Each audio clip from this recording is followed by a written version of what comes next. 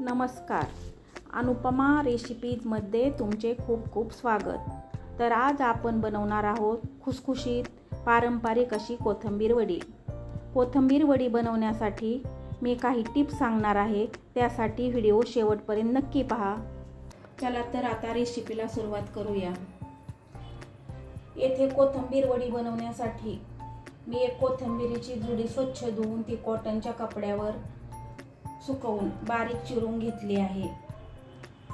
येथे मी बारीक फक्त कोवळे पाणी न घेता थोड्याशा बारीक त्याचे देठही घेतलेले आहेत। तर आता आपण वाटण बनवून घेऊयात। आता वाटण बनवण्यासाठी मी इथं 5 ते 6 मिरच्या बारीक करून घेतलेल्या आहेत, त्या घालत आहे। थोडासा लसूण घालत आहे।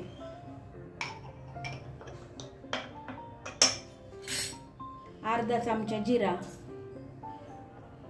आणि पाव चमचा मी इथं ओवा घेतलेला आहे। आता हे मिश्रण आपल्याला बारीक करून घ्यायचे आहे। आता या कोथिंबीरीमध्ये आपण 1 वाटी बेसन घालून घेऊयात।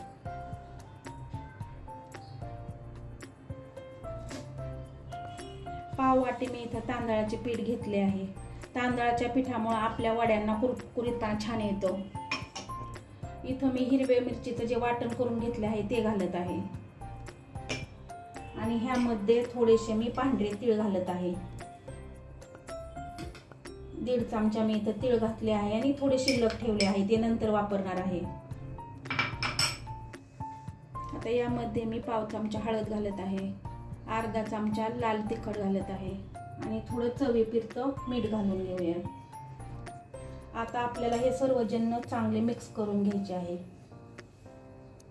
आणि मिक्स करत असताना आपल्याला लगेच पाणी घालायचे नाही, त्याआधी हाताने असे चोळून त्याला भिजून घ्यायचे आहे। कारण कोथिंबीर ही ओलसर असल्यामुळे तिला जास्त पाण्याची आपल्याला गरज पडत नाही।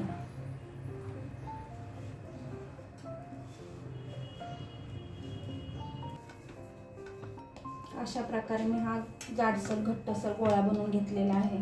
त्याला आपण थोडासा तेलाचा हात लावूयात, म्हणजे काय होतं, रोल बनवताना आपल्याला तो रोल बनवणं सोपं जातं।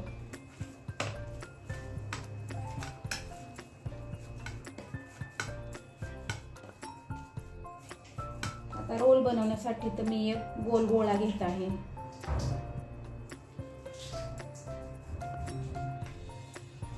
आणि रोल बनवताना आपल्याला तो जास्त जाडसरही बनवायचा नाही किंवा जास्त पातळही बनवायचं नाही। जाडसर बनवल्या काय होतं, तो आतमध्ये कच्चा राहण्याची शक्यता असते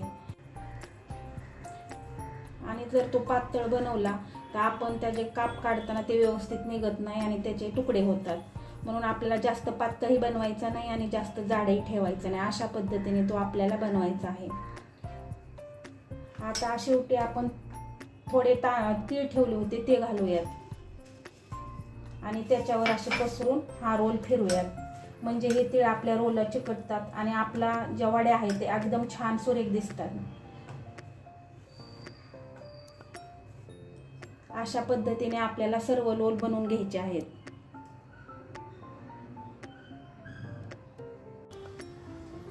रोल वाफवण्यासाठी मी इथे एका भांड्यामध्ये पाणी ठेवलेलं आहे। त्या भांड्यावर आता मी एक चाळणी ठेवत आहे। आता ह्या चाळणीला आपल्याला तेल लावून घ्यायचे आहे। तेल लावल्यामुळे काय होतं, तर आपले जे रोल आहेत ते चाळणीला चिकटत नाही, ते सहज निघतात। अशा पद्धतीने आपल्याला त्याला थोडंसं तेल लावून घेऊया।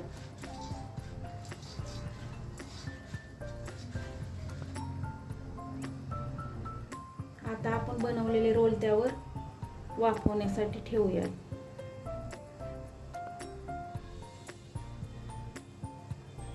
ठेवताना त्या 2 रोल मध्ये थोडं अंतर ठेवायचं, त्यामुळे ते रोल एकमेकाला चिकटत नाही। आता ह्यावर झाकण ठेवून आपण ते स्टीम होण्यासाठी ठेवूयात। स्टीम होण्यासाठी आपल्याला कमीत कमी 10 ते 12 मिनिटं लागतात आणि वाफवताना एक गोष्ट लक्षात ठेवायची, आपल्या गॅसची जी फ्लेम आहे ती आपल्याला मिडियमच ठेवायची आहे। 12 मिनिटं झालेले आहेत। आता आपण उघडून बघूयात आपले रोल झाले आहेत की नाही।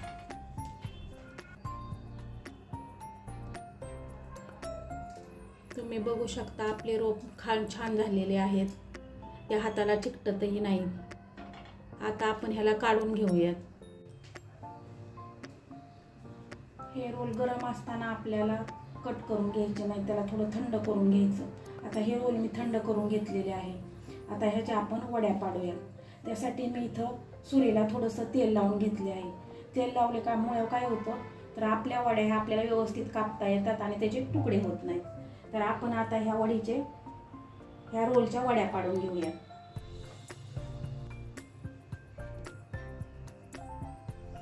अशा प्रकारे ह्या सर्व वड्या मी कट करून घेतलेल्या आहेत। तुम्ही बघू शकता त्या किती छान कट झालेल्या आहेत आणि त्याचे तुकडेही झालेले नाहीत।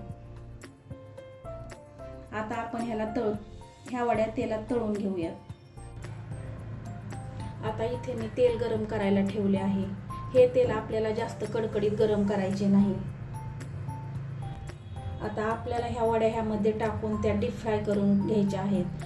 तुम्ही वड्या सॅलो फ्राय करू शकता।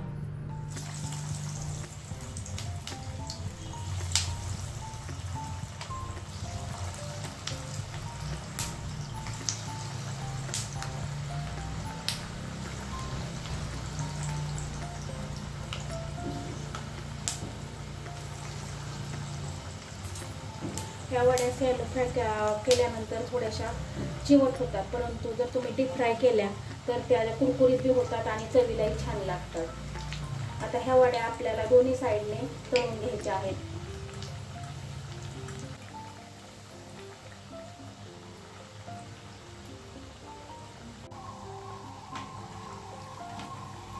आपल्या वड्याला छान गोल्डन ब्राऊन कलर आलेला आहे। तुम्ही बघू शकता त्या किती सुंदर दिसत आहेत। आता अशाच प्रकारे आपण सर्व वड्या तळून घेऊयात।